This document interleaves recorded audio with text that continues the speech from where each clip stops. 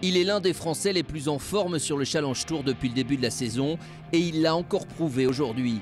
Robin Roussel, auteur d'un très beau 67 ce samedi sans le moindre accroc, partira dans la dernière équipe demain avec l'espoir de décrocher son premier titre sur le circuit lors de cet Open des Hauts-de-France Pas-de-Calais.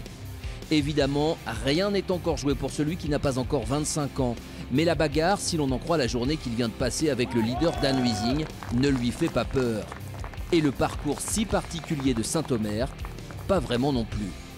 Le truc que j'aime bien sur ce parcours, c'est que forcément, même si on joue avec un mec qui est en chauve comme Dan, le parcours te pousse à vraiment à rester concentré sur tous tes coups, le moindre petit kick, le moindre petite erreur de concentration, tu la payes hyper cher.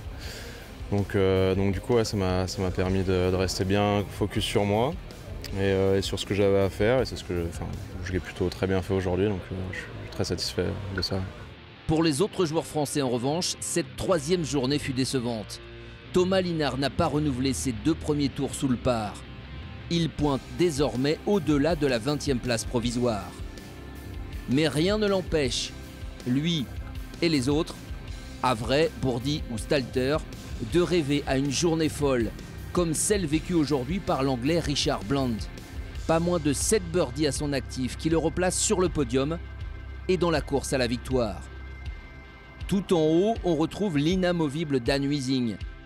Seulement -1 aujourd'hui, pourrait-on dire, mais toujours la place de leader pour le Néerlandais, qui détient le record du parcours depuis 2 ans. S'il l'emporte dimanche, il serait le premier joueur de l'histoire du tournoi à conserver la tête de bout en bout. J'aime beaucoup ce parcours, il est très varié, il vous oblige à avoir un jeu très complet, à sortir des coups très différents d'un trou à l'autre.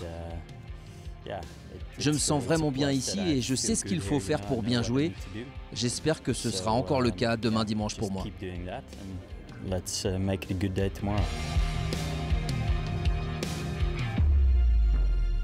Les 7 premiers se tiennent en 5 petits coups. L'incertitude devrait régner jusqu'au bout demain après-midi.